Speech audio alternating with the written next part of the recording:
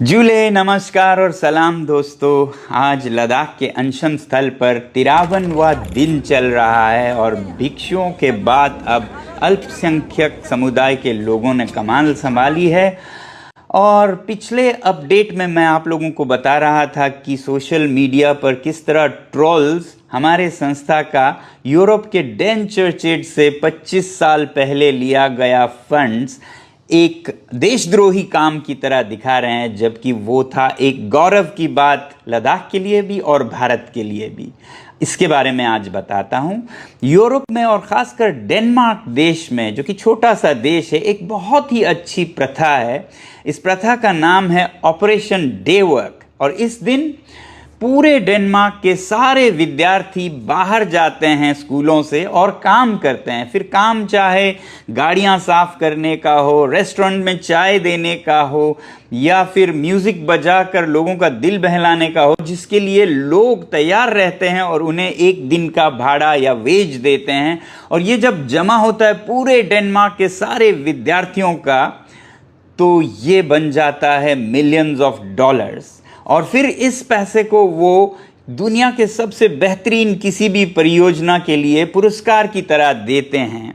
साल 1996 में ये जो रकम थी वो $1 मिलियन था और इसको उन्होंने जब पुरस्कार के रूप में देना चाहा तो दुनिया के बहुत से प्रोजेक्ट्स में जिस प्रोजेक्ट को सबसे ज़्यादा वोट मिले वो था भारत के लद्दाख का ऑपरेशन न्यू होप।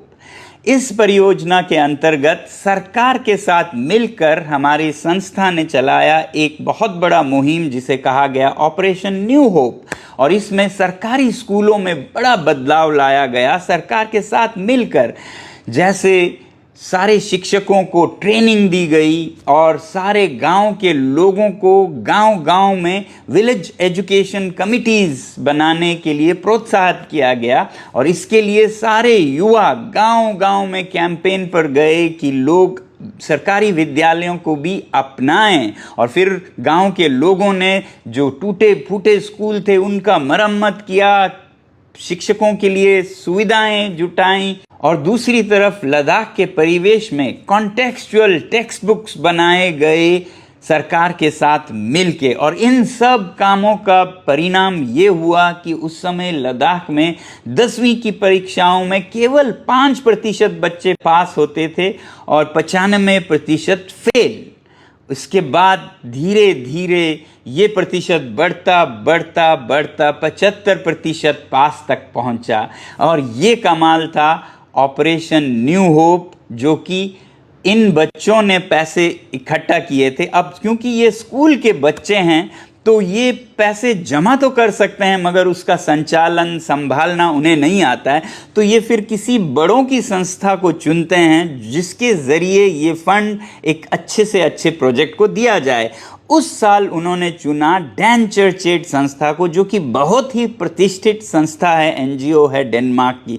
तो उनके ज़रिए आया, मगर ये फंड डैन चर्चेड का नहीं, ये डेनमार्क के सारे बच्चों का मेहनत की कमाई थी, जो कि एक पुरस्कार के रूप में लद्दाख को मिला।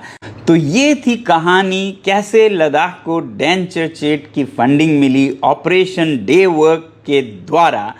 मेरे ख्याल से तो ऐसे परियोजना को एक पुरस्कार मिलनी चाहिए, न कि तिरस्कार, जो कि सोशल मीडिया पर ट्रोल द्वारा हमें दी जा रही है देशद्रोही की उपाधि के साथ। आज बस इतना ही, फिर मिलेंगे। जूले, जय हिंद।